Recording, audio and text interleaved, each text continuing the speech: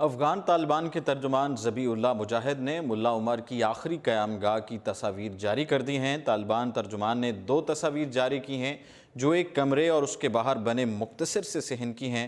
کمرے کے اندر ایک لکڑی کا تخت، ایک ہیٹر، ایک کولر اور چند دیگر اشیاء دکھائی دے رہی ہیں۔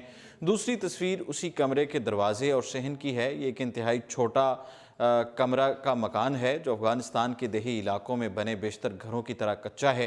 کمرے کے ایک پٹ والے دروازے کے سامنے کچھ کھلی جگہ ہے۔ تصاویر کے ساتھ طالبان نے لکھا کہ وہ کمرہ جہاں مرحوم امیر المومنین ملا محمد عمر نے اپنی زندگی کے آخری 7 برس اور 5 ماہ گزارے اور جس میں ان کا انتقال ہوا۔ طالبان ترجمان نے کہا کہ ملا عمر اس صحن میں دھوپ سینکتے تھے۔ ذبیح اللہ مجاہد کا یہ بھی کہنا تھا کہ ملا عمر کی زندگی کے بارے میں مزید تفصیلات ایک کتاب میں جلد شائع ہونے والی ہیں۔ اگرچہ طالبان ترجمان نے کتاب کا نام نہیں لیا، تاہم ان کا واضح اشارہ ڈچ صحافی بیٹی ڈیم کی کتاب کی طرف تھا۔ ڈچ صحافی نے طویل تحقیق کے بعد ملا عمر کی یہ سواہیات سرچنگ فار این اینمی کے عنوان سے لکھی ہے، جس میں یہ کہا گیا کہ افغان صوبہ زابل کے دارالحکومت کلات میں ملا عمر اپنے محافظ عبدالجبار عمری کے ساتھ ایک گھر میں مقیم رہے۔ یہ گھر سابق طالب عبدالصمد استاذ کا تھا جو ٹیکسی چلاتے تھے، تاہم گھر کے افراد کو یہ نہیں معلوم تھا کہ ایک کمرے تک محدود رہنے والے 2 پراسرار افراد کون ہیں۔ عبدالصمد نے ہر ممکن حد تک اپنے خاندان کے افراد کو اس گھر سے دور رکھا۔ وہ کمرہ جہاں ملا عمر نے زندگی کے آخری دن گزارے، کلات کے اس گھر کے قریب ہی امریکی فوج نے اڈہ بنا لیا۔ 4 برس بعد امریکی فوج نے اس اڈے میں توسیع شروع کر دی تو ملا عمر اور جابر عمری 20 کلومیٹر دور ضلع شنکے میں ایک اور گھر میں منتقل ہو گئے۔ ان 4 برسوں کے دوران کلات والی پناہ گاہ کی 2 مرتبہ امریکی فوجیوں نے تلاشی بھی لی لیکن ملا عمر کو نہ دیکھ سکے۔ ڈچ صحافی نے لکھا کہ ملا عمر کے کمرے کا راستہ اس سے پہلے بنے 2 کمروں کے اندر سے ہو کر گزرتا تھا اور اس آخری کمرے کا داخلی دروازہ واضح نہیں تھا۔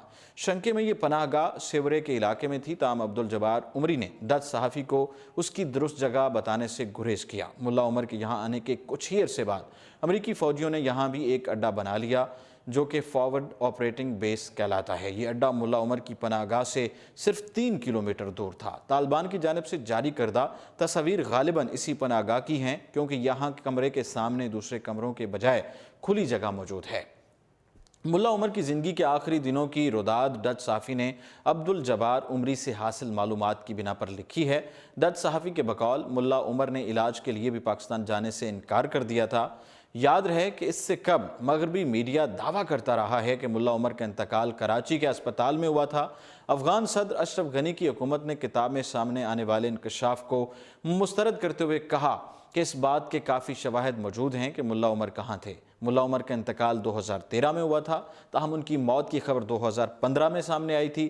دسمبر 2001 سے انتقال تک ملا عمر نے اپنی زندگی صوبہ زابل میں ہی گزاری، لیکن افغان اور امریکی حکام ان کی پاکستان میں موجودگی کا دعویٰ کرتے رہے، جبکہ افغان طالبان کے ترجمان ذبیح اللہ مجاہد نے ملا عمر سے متعلق صحافی کے دعوے کی تصدیق کر دی ہے کہ طالبان کے بانی سربراہ اپنے انتقال تک افغانستان میں ہی مقیم رہے تھے اور انہوں نے کسی بھی ملک میں جانے سے انکار کر دیا تھا۔ طالبان کے بانی سربراہ ملا محمد عمر کے متعلق ڈچ صحافی نے پوری دنیا کو یہ بتا کر حیرت میں ڈال دیا کہ ملا عمر کئی سال تک افغانستان میں امریکی فوجی اڈے کے قریب ہی مقیم رہے۔